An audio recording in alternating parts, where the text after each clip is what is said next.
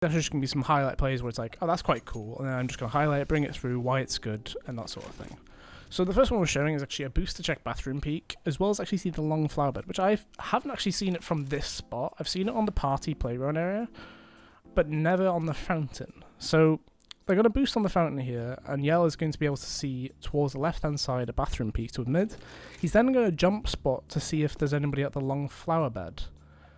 So whilst this doesn't seem like, he can't get the kill on the player long flower bed, but you can actually get the information that there is a player there, which means if there's a player there, you're probably assuming there's a guy in, whether it's long bathroom, or if it's perhaps close in toilets, right? So here's the perspective from the actual long side of things, and we're going to zoom it in ×8 just so you can actually see Yell in the distance, jumping up and down. So even if you're on the flower bed, in theory, you could look the other way as well. And now this is the boost from bathroom, so you can see with X-ray on, it's still very difficult to see the player. I'm actually going to turn X-ray off as well, and once more, it's basically impossible to see him actually on the boost there. Just to make things better, we're actually going to show as well in zoomed in ×8 with X-ray off, and it's still incredibly difficult to see the player. So this is actually a smoke for Palace from A site without peeking towards the Palace area. So normally when people are at default summon, they just have to move to the left a bit. Boomwitch actually has a lineup where you aim at the white bit on the box and then just do a running jump through against the wall. And that bounces into Palace very, very nicely.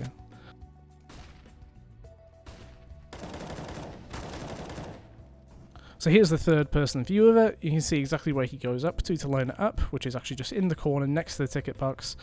And then you just running jump through it against the wall.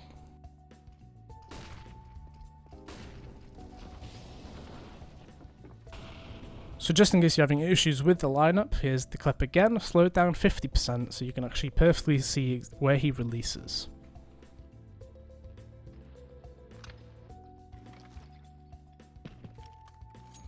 So Yell once again actually had some more tricks up his sleeve, as he had a one-way smoke to peek mid / T-spawn.